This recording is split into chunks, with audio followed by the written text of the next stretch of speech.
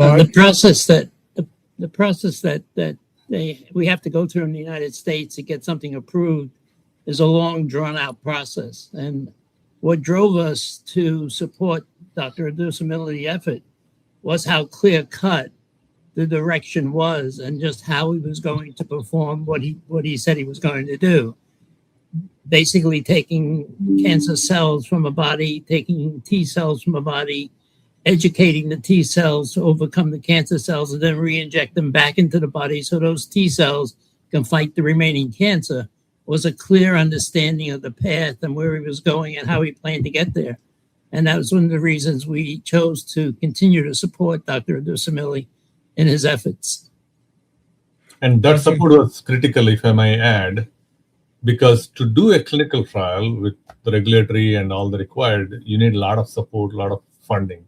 Mm-hmm. But when you think about it, all the federal funding is our tax money. So they have to be very careful in giving that money.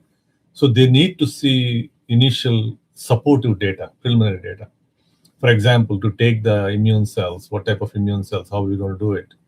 And for immune cells, to teach them, we do genetic engineering, how to find the cancer cell, which protein on the cancer cell they should be targeting, and what are the methods to do that. We needed that support, preliminary support, to be able to get funding from the federal government for the clinical trial. And all that support came from ECEF and Bart. So to collect the patient samples, to analyze them, to identify what's the protein to target, and how we should give, what doses to do experiments in the mice. Mm-hmm. Most of the support, it was very critical, because to ask for a large sum of money for the clinical trial without that critical data, which is again our tax money, would have been very difficult. And that's where we appreciate support from the ECEF.